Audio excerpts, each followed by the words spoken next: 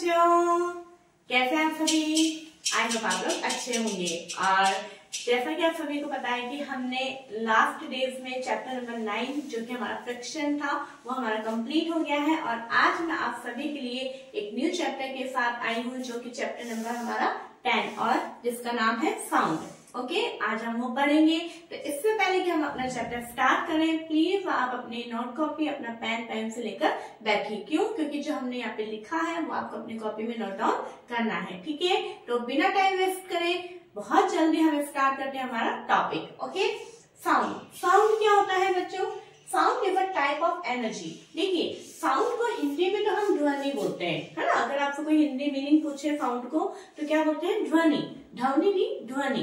ठीक है, आधा ध है। लेकिन अगर आपसे कोई पूछे कि डिफाइन साउंड, साउंड को आप डिफाइन करिए, परिभाषित करिए, तो आप क्या लिखोगे? तो साउंड की डेफिनेशन यहाँ पे मैंने लिखी है, 2 डेफिनेशन लिखी है, दोनों ही इजी है, आराम से आप याद कर सकते हैं। ठीक है, क्या है? Sound is a type of energy that travels through medium like air, water and solids as vibration. Sound क्या है? एक एनर्जी है। ठीक है, जैसे लाइट एक एनर्जी है ना, हीट एक एनर्जी है, केमिकल एनर्जी, ऐसे अलग अलग एनर्जी के फॉर्म्स होते हैं। इसी तरह से साउंड भी क्या होती है? एक एनर्जी होती है। और जो कि ये किस मीडियम के द्वारा ट्रेवल कर सकती है? Air, water and solid. मतलब ये एयर में भी, वाटर में भी और सॉलिड तीनों मीडियम के अंदर ये ट्रेवल कर सकता है। ठीक है, कैसे? वाइब्रेशंस के द्वारा। इट मीन सॉलिड में वाइब्रेशंस होंगे तो साउंड प्रोड्यूस होगा, लिक्विड में वाइब्रेशंस होंगे तो साउंड प्रोड्यूस होगा, एयर में वाइब्रेशंस होंगे तो साउंड प्रोड्यूस होगा। ठीक है, आई बात समझ में? एक और डेफिनेशन हम लिख सकते हैं, sound is a form of energy. Sound एक एनर्जी का रूप है that can be heard when it reaches the year. और जब ये हमारे कानों तक पहुंचता है तब हम इसको सुन सकते हैं। ठीक है, तो यहाँ पे हम ये चीज देख रहे हैं कि एक साउंड के लिए कितनी चीजें की जरूरत है। साउंड सबसे पहले तो प्रोड्यूस तब होगा जब वाइब्रेशन होंगे। ठीक है, फिर उसके बाद में वो ट्रेवल करने के लिए भी उसको कोई मीडियम चाहिए। ट्रेवल, चलो साउंड प्रोड्यूस भी हो गया, ट्रेवल भी हो गया, लेकिन उसे सुनेगा कौन? जब किसी के पास ईयर्स होंगे। ईयर्स होंगे तभी हम साउंड को हम सुन सकते हैं। तो यहाँ पे एक साउंड जो एनर्जी है उसका यूज होने के लिए 3 चीजों की जरूरत है। सबसे पहले उसका प्रोडक्शन, फिर उसका ट्रेवल और फिर उसका है उसका पहुंचने का। यानी जब जहां हमारे कान तक पहुंचेगा तभी हम साउंड को हम सुन सकते हैं। ठीक है, ये जो पॉइंट मैंने आपको बोले हैं इसके बारे में हम पूरे चैप्टर में भी डिटेल में पढ़ेंगे। ठीक है, आई होप आपको डेफिनेशन समझ में आ गई होगी। आ गई है तो फटाफट से लिख लीजिए। ठीक है, नेक्स्ट देखिए, sound is produced by a vibrating body.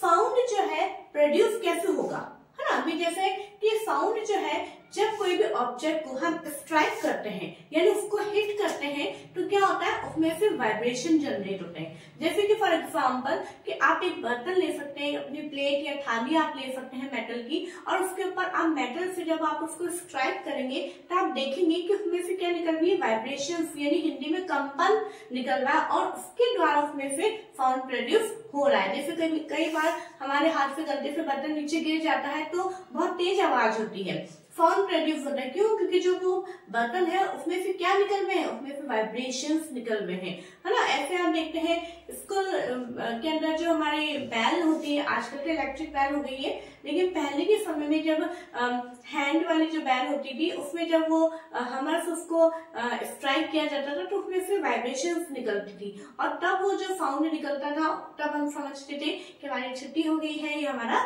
Lunch हो गया है। ठीक है, आज भी स्कूल में जब पीरियड चेंज होते हैं तो बेल बजती है, तब वो कैसे होता है? क्योंकि इलेक्ट्रिक में जो टाइम सेट होता है उसमें वहां पे एक छोटा सा हमर होता है, वो जो है उसको जब गॉन्ग को हिट करता है तब वहां से साउंड निकलता है। ठीक है, तो सबसे पहले जो है हमें ये देखना है आपका यहाँ पे क्वेश्चन बन सकता है इस हेडिंग में कि where sound is produce. Sound कहाँ पे प्रोड्यूस होता है? तो साउंड जो है वाइब्रेट के द्वारा, जब बॉडी वाइब्रेट होती है तब साउंड प्रोड्यूस होता है। ठीक है, आई होप आपको समझ में आ रहा होगा। अब सबसे पहले हम ये देखेंगे वाइब्रेशन क्या होते हैं। तो वाइब्रेशन जो है द टू एंड फ्रो और back and fourth motion of an object is called vibration. It means जैसे आपने पेंडुलम देखा है, पेंडुलम का मोशन आपने देखा है, जैसे कि ये पेंडुलम है, पेंडुलम जो है ये अपनी इसकी सेंटर पोजीशन है, यहाँ से वो गया मान लो ए पोजीशन पे आया, यहाँ से आया वो बी पोजीशन पे, तो ये पेंडुलम एक बार इधर जाएगा, फिर इधर आएगा, फिर वापस इधर जाएगा, फिर वापस इधर आएगा। तो इस तरह से टू एंड फ्रो जो मोशन होता है, ऐसे ही मोशन को हम क्या बोलते हैं, वाइब्रेशन बोलते हैं। वाइब्रेशन में भी इसी प्रकार से मोशन होता है, इसी तरह के वाइब्रेशन जनरेट होते हैं। ठीक है, अब आगे देखिए, when a tightly stretched band is plugged, it vibrates and produce sound। देखिए क्या होता है कि जैसे कि ये आपने बहुत बार कर रखा है, जैसे आपने कोई रबर बैंड लिया, उसे आपने एकदम टाइटली इस तरह से पकड़ रखा है, ठीक है, या आपने किसी से बांध दिया एकदम टाइटली। जब आप उसको प्लग करेंगे तो क्या होता है, उसमें से वो झन झन झन सा निकलता है, मतलब उसमें से वाइब्रेशन जनरेट होते हैं, और वाइब्रेशन जब जनरेट होते हैं तो उसमें से क्या निकलता है, एक आवाज, एक साउंड हमें जनरेट होता हुआ नजर आता है। लेकिन जब हम उसे प्लग नहीं कर रहे हैं, बिल्कुल उसको डिस्टर्ब नहीं कर रहे हैं, तो वाइब्रेशन भी प्रोड्यूस नहीं होंगे, और वाइब्रेशन प्रोड्यूस नहीं होंगे तो उसमें से साउंड भी प्रोड्यूस नहीं होगा। तो इट मीन्स क्या है कि साउंड का प्रोड्यूस होगा जब किसी भी चीज में से वाइब्रेशन जनरेट होंगे, तभी साउंड प्रोड्यूस होगा। आई बात समझ में? अब देखिए आगे क्या लिखा है, when it stops vibrating it does not produce any sound। clear? sound produced by humans। अब जैसे कि हमने ये तो देख लिया अलग अलग ऑब्जेक्ट के द्वारा कि कैसे साउंड प्रोड्यूस होता है, लेकिन हमारे ह्यूमन का क्या है, जैसे भी मैं बोल रही हूँ तो मेरे द्वारा एक साउंड जनरेट हो रहा है, तो कैसे हो रहा है, sound produced by human, sound produced by me. मेरे द्वारा साउंड कैसे जनरेट हो रहा है, क्या मेरी बॉडी के अंदर भी वाइब्रेशन हो रहे हैं, और वाइब्रेशन हो रहा है तो मेरी बॉडी में कौन से ऑर्गन में वाइब्रेशन हो रहे हैं, कैसे हो रहा है, वो सारी चीजें हम देखते हैं। ठीक है, देखिए ये पूरा इसका मैकेनिज्म है, तो आप इसको लिखिएगा, ठीक है, ताकि आपको कोई प्रॉब्लम ना हो। The sound is produced by the voice box or the larynx। Sound जो है, सबसे पहले यहाँ पे ये अंडरलाइन करने वाली बात है कि ह्यूमन में साउंड जो है कहाँ से प्रोड्यूस होता है, तो ह्यूमन में साउंड वॉइस बॉक्स या फिर लैरिंक्स, ठीक है, यहाँ से प्रोड्यूस होता है। क्वेश्चन आ सकता है, ठीक है। वॉइस बॉक्स आप जानते हैं जो हमारे यहाँ पे थ्रोएट पे थोड़ी सी उभरी भी होती है, स्पेशली बॉयज में बहुत ज्यादा ये उभरी भी होती है, ठीक है, इसको हम बोलते हैं voice box. Okay, it is the upper end of the wind pipe. ये कहाँ सिचुएटेड होता है, जो हमारी विंड पाइप होती है, जो हमारी सांस लेने वाली नली होती है, उसके ऊपर ये सिचुएटेड होता है। Two vocal cords are stretched across the voice box in such a way that it leaves a narrow slit between them for the passage of air। क्या होता है कि जो हमारी जो ये vocal cords होती है, मतलब जो लैरिंक्स होती है, उसमें दो वोकल कॉर्ड्स होती है। अब दो वोकल कॉर्ड्स में, जैसे ये दो वोकल कॉर्ड्स हैं हमारे लैरिंक्स में, इन दो वोकल कॉर्ड्स के बीच में एक हल्की सी एक जगह होती है जहाँ से एयर पास होती है। अभी एयर कहाँ से पास होती है, लंग्स जो है इसके अंदर पूरे प्रेशर के साथ में एयर पास करते हैं। तो जब इसके अंदर से एयर पास होती है तो ये क्या होते हैं, दोनों वोकल कॉर्ड्स इस तरह से वाइब्रेट करते हैं। तो जब ये वाइब्रेट करते हैं तो यहाँ से फिर एक साउंड जनरेट होता है। ठीक है, ये मैंने आपको समझा दिया है। क्या है, वापस बता रही हूँ कि जो हमारा वॉइस बॉक्स होता है उसमें दो वोकल कॉर्ड्स होती है। जैसे फॉर एग्जाम्पल ये दो वोकल कॉर्ड्स है, तो दो वोकल कॉर्ड्स जब एक तरह से लगी हुई होती है और इनके बीच में क्या होता है, एक स्पेस होता है। ठीक है, स्पेस में से जब एयर पास होती है, ठीक है, एयर पास जब होती है तो ये क्या होता है, बहुत ज्यादा वाइब्रेट होते हैं। और जब जैसे वाइब्रेट होंगे तो साउंड जनरेट होगा, क्योंकि साइंस का नियम है कि वाइब्रेट हुआ तो साउंड आया। तो जैसे ही वाइब्रेशन हुआ और साउंड जनरेट होगा तो साउंड फिर हमें सुनाई देता है। जैसे मैं भी बोल रही हूँ, तो जब मैं बोल रही हूँ, मैं अपना माउथ अपना कंटिन्यू चला रही हूँ, तो क्या हो रहा है, मेरे लंग्स जो है मेरे वोकल कॉर्ड्स में से एयर पास कर रहे हैं और एयर को प्रेशर के साथ भेज रहे हैं। तो जो एयर निकल रही है तो उसके द्वारा मेरे यहाँ पे वाइब्रेशन हो रहे हैं, और वाइब्रेशन होने तो एक साउंड जनरेट हो रहा है जो कि आपके कानों तक पहुंच रहा है। ठीक है, अब थोड़ा सा हम इसकी थ्योरी पढ़ लेते हैं। आई होप आपको ये चीज समझ में आ गई होगी। Okay, in such a way that it leaves a narrow slit between them for the passage of air. When the lungs force air through the slit, the vocal cords vibrate, producing sound. ठीक है, आगे बात समझ में कि जो lungs है वो एयर को हम क्या करते हैं, वो वोकल कॉर्ड्स में भेजते हैं ताकि वो वाइब्रेट हो और साउंड प्रोड्यूस हो। Muscles attached to the vocal cords can make the cords are tight and thin. ये जो वोकल कॉर्ड्स होती है हमारी, इनसे क्या अटैच होती है, मसल्स अटैच होती है। ये दोनों वोकल कॉर्ड्स, इनसे मसल्स अटैच होती है, तो ये मसल्स जो अटैच होती है वो इन कॉर्ड्स को टाइट और लूज करने का काम करती है। ठीक है, tight and thin, the type और quality of voice is different from that when they are loose and thick. अगर मसल्स जो है वो टाइट होगी, थिक होगी या फिर लूज होगी तो इसके आधार पे जो वॉइस है वो अलग अलग डिफरेंट टाइप की होती है। आप देखते हैं मेरी आवाज अलग है सॉरी, तो हमारे घर में जितने भी मेंबर्स हैं सबकी वॉइस अलग अलग है, सबकी एक जैसी नहीं होती। क्यों? क्योंकि जो हमारे वोकल कॉर्ड्स पे जो मसल्स अटैच है, जो मांसपेशियां जुड़ी हुई हैं, वो उनको टाइट, थिक या थिन रखती है, उसके आधार पे हमारी वॉइस जो है अलग अलग होती है। ठीक है, अब देखिए, the voices of man, women and children are different. बच्चों की आवाज, वुमेन्स की आवाज, मेंस की आवाज तीनों अलग अलग होती है। क्यों होती है? Because the vocal cords are different. क्यों? क्योंकि उनकी वोकल कॉर्ड्स अलग अलग होती है। देखिए, जैसे कि इन मैन के अंदर यानी पुरुषों के अंदर वोकल कॉर्ड्स कितनी लंबी होती है? 20 मिलीमीटर की होती है। ठीक है, आपको याद करना है। इन वुमेन में 15 मिलीमीटर और चिल्ड्रंस में वेरी शॉर्ट यानी बहुत ही छोटी होती है। ठीक है बच्चों, तो आई होप आपको ये टॉपिक समझ में आया होगा, और अगर ये समझ में आया है तो प्लीज आप इसको लिखिए। मैं चाहती हूँ कि आप इन्हें लिखिए, क्योंकि लिखेंगे नहीं तो जब तक आपको, क्योंकि बुक में बहुत सारी चीजें दे रखी होती है, मैं बिल्कुल समराइज करते हुए चीजों को आपके लिए यहाँ पे लिखती हूँ। ठीक है, ताकि आपको सही टू द पॉइंट चीज हमें याद करनी है, फालतू की चीजें हमें बिल्कुल भी याद नहीं करनी है। ठीक है, तो प्लीज आप इसे लिख लीजिए।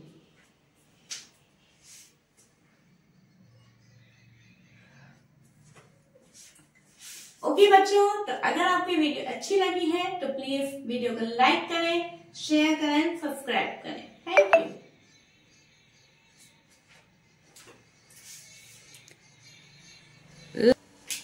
ओके बच्चों, अब देखिए, अब हमारा नेक्स्ट टॉपिक है sound needs a medium for propagation. Propagation means travel, यानी साउंड को ट्रेवल करने के लिए किसकी जरूरत होती है? मीडियम की, कोई ना कोई माध्यम की जरूरत होती है। अभी जैसे आपको अजमेर से बॉम्बे जाना है तो किस में जाओगे? कोई ना कोई आपके पास मीडियम होना जरूरी है, चाहे आप बाय ट्रेन जाओ, चाहे बाय प्लेन जाओ, बाय बस जाओ, बाय कार जाओ, मतलब कोई ना कोई मीडियम की जरूरत होती है जिसके द्वारा ट्रेवल कर सकते हो। इसी तरह से जो साउंड एक एनर्जी है उसको भी ट्रेवल करने के लिए कोई ना कोई मीडियम की जरूरत होती है। ठीक है, तो आइए देखते हैं हम उसका मीडियम क्या होगा। Sound needs a medium to travel. Sound can travel through any solid like wood or metal. सबसे पहली बात है, जो साउंड है वो किसी भी प्रकार के सॉलिड आइटम के अंदर, सॉलिड मैटर में ट्रेवल कर सकता है, चाहे वो वुड हो चाहे मेटल हो। ठीक है, sound can travel through a liquid और अ गैस। साउंड जो है लिक्विड और गैस दोनों में भी ट्रेवल कर सकता है।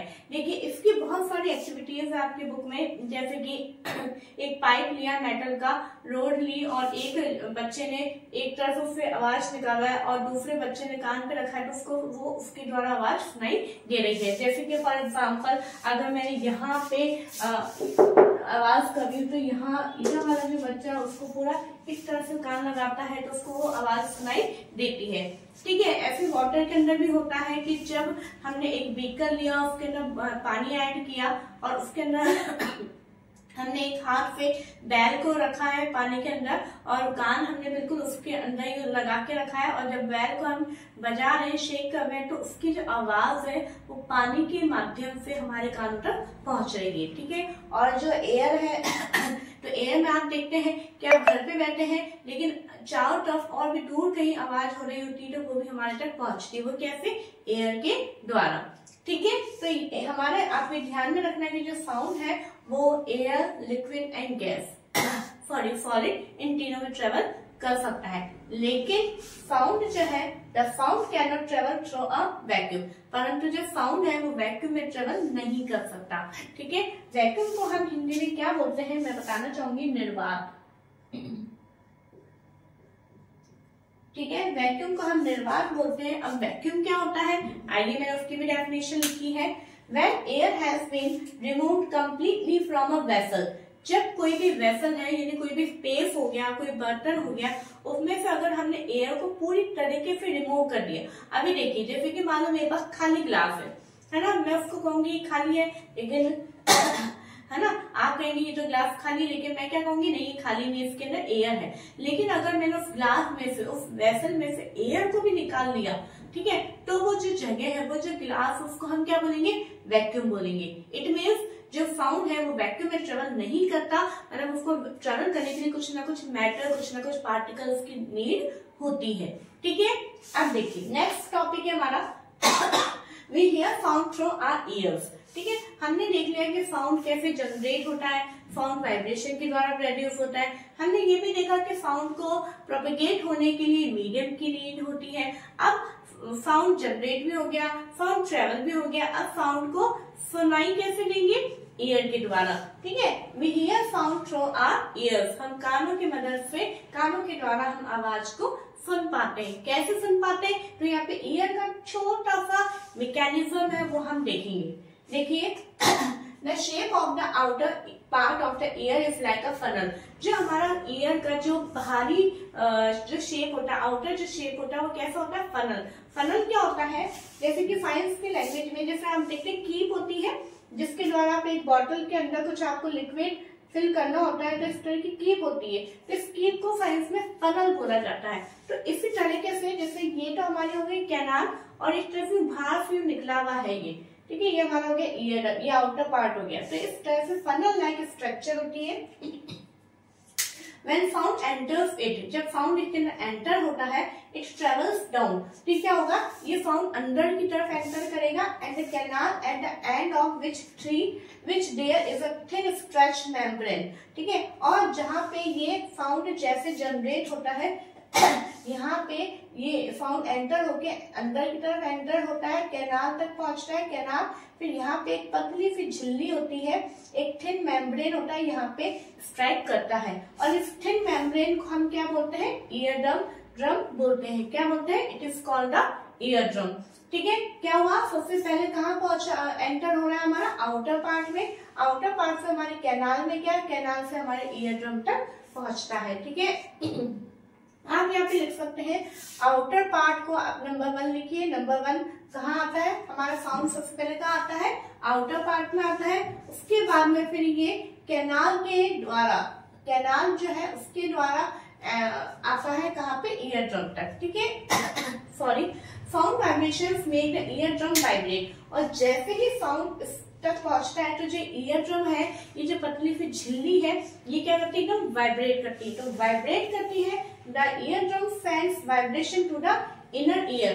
फिर ये जो ईयर ड्रम होती है, ईयर ड्रम जो है कहाँ पे पहुंचाती है, ये इनर ईयर में, इनर ईयर में ये पहुंचाती है, ठीक है। ये आउटर ईयर, और एक तरह से आप ये समझ सकते हैं ये हमारा मिडिल ईयर हो गया, और ये हमारा इनर ईयर, ठीक है, इनर ईयर तक पहुंचाती है। फिर यहाँ से फ्रॉम देयर द सिग्नल, तो देखिए हमारा कहाँ हो गया, इनर ईयर।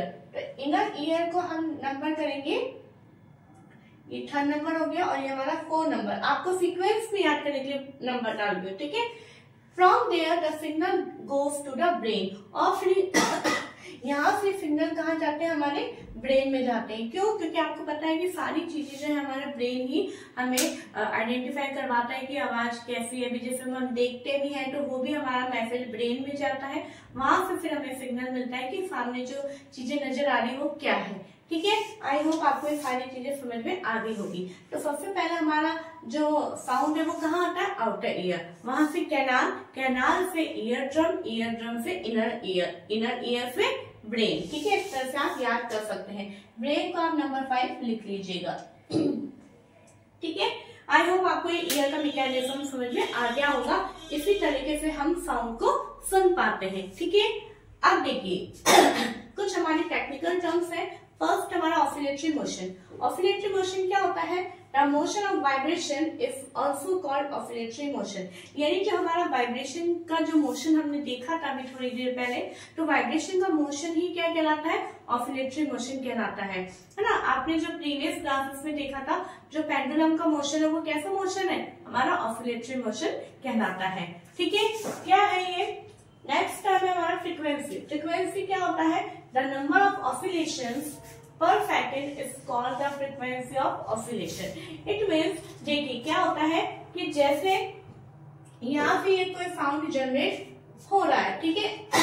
अब ये जो है साउंड जो एक वेव की तरह ट्रेवल करता है, तो यहाँ से जैसे नंबर ऑफ ऑसिलेशन, जैसे ये है, तो ये नंबर ऑफ ऑसिलेशन जो है वो पर सेकंड, जैसे मान लो ये पूरा एक ऑसिलेशन कहलाता है, ठीक है, यहाँ से लेके यहाँ तक एक ऑसिलेशन है, तो ये एक सेकंड में कितने ऑसिलेशन हो रहे हैं, तो उसी को हम क्या बोलते हैं, फ्रीक्वेंसी बोलते हैं। क्या बोल रहा है, द नंबर ऑफ ऑसिलेशन पर सेकंड, यानी एक सेकंड में जितने नंबर ऑफ ऑसिलेशन होते हैं उसे हम क्या बोलते हैं, फ्रीक्वेंसी बोलते हैं। ठीक है, ये आपको बहुत अच्छे से समझना है, और इसका मैंने फॉर्मूला बना के लिखा है, frequency is equal to number of oscillation upon time taken. ठीक है, अगर मान लो फॉर एग्जांपल 1 सेकंड में 20 ऑसिलेशंस किए हैं, तो यहाँ पे फ्रीक्वेंसी कितनी होगी, 20, और आगे क्या लेगा, एच जेड यानी हर्ट्ज, इसकी हर्ट्ज इसकी फ्रीक्वेंसी की यूनिट है। ठीक है बच्चों, तो इसी तरह से कोई सा भी अगर न्यूमेरिकल आता है तो ये आपको समझ में आ जाएगा।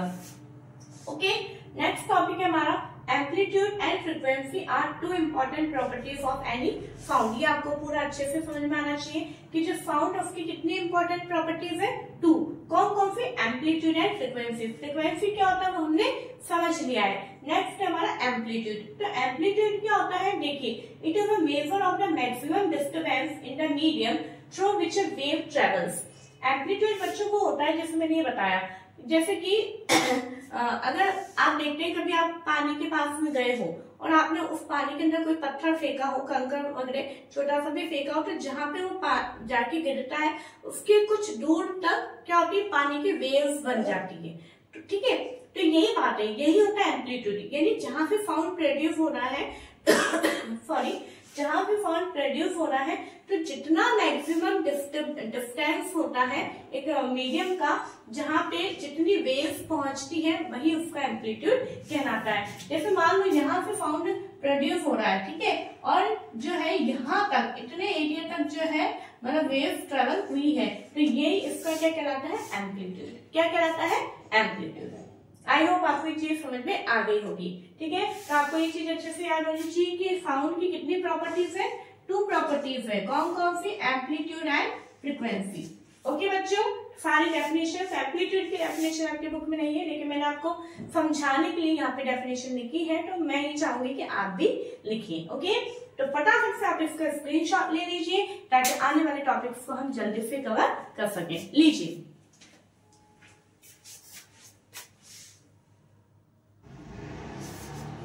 ओके बच्चों, अब देखिए, अब हमारा टॉपिक है लाउडनेस एंड पिच।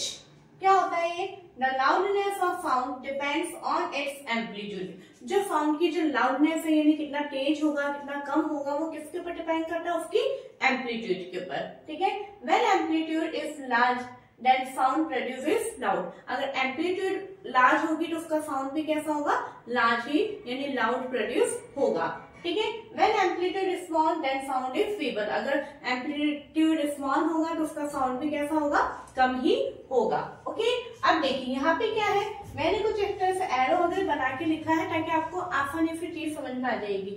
अगर फ्रीक्वेंसी हाई होगी तो उसका पिच भी हाई होगा, और अगर पिच हाई होगा तो साउंड लो होगा। इसमें थोड़ा सा अपोजिट होता है, पिच हाई तो साउंड लो, पिच लो तो साउंड हाई। ठीक है, अगर फ्रीक्वेंसी कम होगी तो पिच भी कम होगा, और पिच कम होगा तो साउंड ज्यादा होगा, हाई होगा। ठीक है, अब देखिए यहाँ पे कुछ एग्जांपल्स है, जैसे ड्रम की फ्रीक्वेंसी लो होती है तो उसका पिच लो होगा। ठीक है, लेकिन उसका जब पिच लो हो रहा है तो साउंड कैसा होगा, ज्यादा। इसलिए ड्रम में से आवाज कैसी निकलती है, एकदम बहुत लाउड आवाज निकलती है। ठीक है, ऐसे जो हमारी विसिल होती है उसमें जो है फ्रीक्वेंसी उसकी भी ज्यादा, तो पिच उसका क्या होगा, ज्यादा होगा, तो आवाज कैसी निकलेगी, कम निकलेगी। ओके, बर्ड्स है, उसका जो पिच भी हाई होता है तो साउंड लो होगा। लॉयन की रोर यानी जो शेर की दहाड़ होती है उसका पिच लो होता है, तो इसलिए उसका साउंड ज्यादा निकलता है। ठीक है, यहाँ पे जो है इन सारी चीजों में हमारे बहुत सारे क्वेश्चंस बन सकते हैं बच्चों, है ना। अब देखिए क्या होता है इनऑडिबल साउंड। इनऑडिबल साउंड क्या होता है बच्चों, देखिए कई बार होता है कि कुछ ऐसा साउंड जो होता है जो हमारे कानों को बहुत नुकसान पहुंचाता है ना। तो कितना साउंड, उसका कुछ ना कुछ मेजरमेंट होगा, है ना। तो कुछ मेजरमेंट होता है कि इतने से इतने तक का साउंड हमारे लिए ऑडिबल है यानी सुनने योग्य है, और इससे कम या इससे ज्यादा का साउंड जो है वो इनऑडिबल है यानी वो हम बिल्कुल भी नहीं सुन सकते हैं। लेकिन अलग अलग एनिमल्स के अलग अलग ऑडिबल रेंज होती है, जैसे कि डॉग है उसके अलग रेंज है ना। जो पुलिस होते हैं जो विसल यूज में लेते हैं वो हाई फ्रिक्वेंसी की यूज में लेते हैं। तो यहाँ पे क्या है कि जो 20 हर्ट्ज से जो लेस देन यानी 20 हर्ट्ज से कम का साउंड और 20,000 किलो हर्ट्ज से हायर यानी उससे ज्यादा का साउंड जो होता है वो इनऑडिबल साउंड होता है। तो ऑडिबल साउंड कितना होगा, 20 हर्ट्ज टू 20,000 किलो हर्ट्ज के बीच का साउंड जो है वो ऑडिबल साउंड होगा। आगे बात समझ में। नेक्स्ट हमारा नॉइज। नॉइज यानी शोर। ये क्या होता है, such unpleasant sound are called noise यानी ऐसा साउंड तो आ रहा है लेकिन कई बार ऐसा साउंड होता है जो कि हमें अच्छा नहीं लगता है, ठीक है, वो साउंड क्या होता है, नॉइज यानी शोर होता है, ठीक है। नेक्स्ट हमारा music. Music is one which is pleasant to the air यानी म्यूजिक एक ऐसा साउंड होता है जो कि हमारे कानों को सुनने में अच्छा लगता है, ठीक है, उसे हम क्या बोलते हैं, म्यूजिक बोलते हैं। आगे बात में छोटी छोटी टर्म्स है जो कि आपको पता होना चाहिए। अब जैसे आपसे पूछा जाए नॉइज के एग्जाम्पल तो आप बता सकते हैं ना, साउंड ऑफ व्हीकल्स है ना, ये गाड़ियों का जो शोर होता है, और हमारे जो बहुत तेज जो लाउड स्पीकर जो बजते हैं उनका साउंड जो होता है वो भी नॉइज के अंदर आता है। बच्चे आप लोग जो क्लास में करते हैं ना, हम क्या बोलते हैं, शोर मत मचाओ यानी वो जो आप कंटिन्यू सब जन एक साथ बोलते हैं तो वो क्या हो जाता है, शोर हो जाता है, ठीक है। ये सारे एग्जाम्पल हम लिख सकते हैं। म्यूजिक में अपन लिख सकते हैं sound of sitar, sound of violin, sound of drum, ये सारे साउंड कैसे होते हैं, म्यूजिकल साउंड होते हैं जो कि सुनने में अच्छे लगते हैं, ठीक है। नेक्स्ट आता है हमारा नॉइज पॉल्यूशन। जैसे एयर पॉल्यूशन होता है, सॉइल पॉल्यूशन होता है, वाटर पॉल्यूशन होता है, वैसे ही साउंड पॉल्यूशन भी होता है जिसे हम बोलते हैं नॉइज पॉल्यूशन, ठीक है, जो कि मतलब उसे हम बोलते हैं ध्वनि प्रदूषण। क्या होता है ये, प्रेजेंस ऑफ एक्सेसिव और unwanted sound in the environment is called noise pollution यानी ऐसा साउंड जो हमें अच्छा नहीं लगता है, अनप्लीजेंट होता है, अनवांटेड होता है, ऐसा साउंड जब बहुत ज्यादा मात्रा में एनवायरमेंट में पाया जाता है तो उसको हम क्या बोलते हैं, नॉइज पॉल्यूशन। देखते हैं जब हमारे आसपास में कोई शादी हो रही होती है या किसी के प्रोग्राम होता है तो बहुत तेज वो साउंड चला के रखते हैं स्पीकर वगैरह, तो वो हमें अच्छा नहीं लगता है, ठीक है। जैसे इसका एग्जांपल मैंने लिखा है, sounds of vehicle, bursting of crackers, जैसे दिवाली वगैरह के टाइम पे जब पटाखे छूटते तो उनका भी बहुत तेज शोर हमें लगता है, ठीक है। सॉरी। नेक्स्ट हमारा what are the harms of noise pollution यानी नॉइज पॉल्यूशन से क्या नुकसान होता है वो हम देखेंगे। लैक ऑफ स्लीप यानी नींद की कमी हो जाती है, हाइपरटेंशन यानी हाई बीपी रहने लग जाता है, एंजाइटी होने लग जाती है। A person who is exposed to a loud sound continuously may get temporary और परमानेंट इम्पायरमेंट ऑफ हियरिंग। अगर कोई व्यक्ति जो है मतलब अगर कंटिन्यू बहुत लंबे समय तक नॉइज के संपर्क में रहता है तो टेम्पररी यानी कुछ समय के लिए पूरी तरीके से उसको हियरिंग प्रॉब्लम होने लग जाती है। जब हम देखते हैं कई फैक्ट्रियों में काम करते हैं वर्कर्स तो कंटिन्यू मशीनों की जो आवाजें होती है उनके लिए नुकसानदायक होती है, तो उससे बचाव के लिए उनको एक ऐसे हेडफोन दिए जाते हैं ताकि उनकी आवाज उनके कानों तक ना पहुंचे, ठीक है। नेक्स्ट है एंड हमारा लास्ट टॉपिक आज के चैप्टर का, measures to limit noise pollution यानी नॉइज पॉल्यूशन को कम करने के लिए हम क्या तरीके अपना सकते हैं। Silencing devices must be installed in aircraft engines यानी आप देखते हैं कई व्हीकल्स में बहुत ज्यादा आवाज होती है तो उनके अंदर ये साइलेंसिंग डिवाइस लगाया जाता है ताकि उसके अंदर से आवाज कम हो, ठीक है। क्राफ्ट इंजन्स में, ट्रांसपोर्ट व्हीकल्स में, इंडस्ट्रियल मशीन्स में और होम अप्लायंसेस में, ठीक है। Trees must be planted along the roads and around buildings to cut down on the sounds reaching the residents। और क्या होता है, रोड के चारों तरफ जो है ट्रीज लगाने चाहिए, बिल्डिंग्स के चारों तरफ लगाने चाहिए ताकि जो भी आवाज है वो रेजिडेंट्स यानी बिल्डिंग तक, घरों तक पहुंचने से पहले ही वो कट हो जाए, ठीक है बच्चों। तो आई होप आपको ये चैप्टर समझ में आया होगा, इजी लगा होगा।